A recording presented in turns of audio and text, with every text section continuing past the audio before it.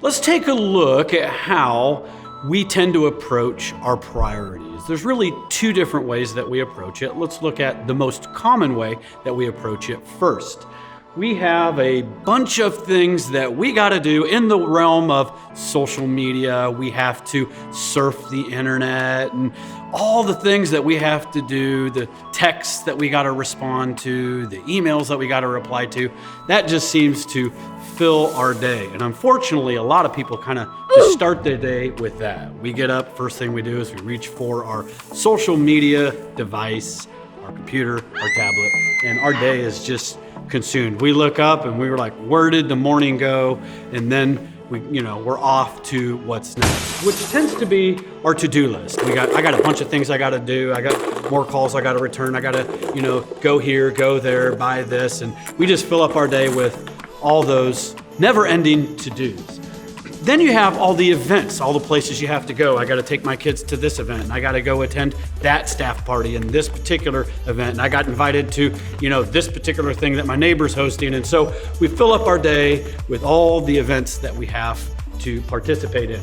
Then it comes to, I got to take care of me and I got to have some me time. And so we take care of ourselves, and that is important. Then that's like, hey, I got a spouse I got to take care of, and we got that. And then, I got to talk to my kids for 3 minutes today because that's what the average parent does. And we fit all that in there. And then we come to the most important thing, and that is, God, I got to get him into my life somewhere. And what we find out is there's really no room left for God inside of our life. And so this is what many of us tend to do, and what we find out is there's just no room left for God.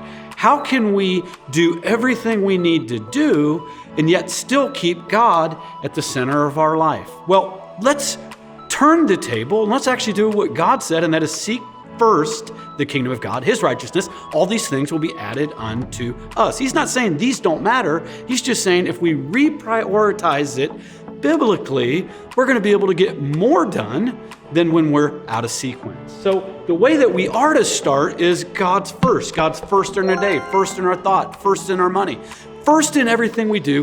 When we put God first, that is the biblical way that we go. And then we need to take care of ourselves when we have us time. It's kind of like putting on your oxygen mask when you get on that plane. When you take care of yourself physically, mentally, emotionally, then you have more to be able to give your spouse so that you can take care of your family and then your kids. And so take care of yourself, your family, and your kids. And then now you do have those places you have to go, all those different random things you got to get done. And yes, they matter.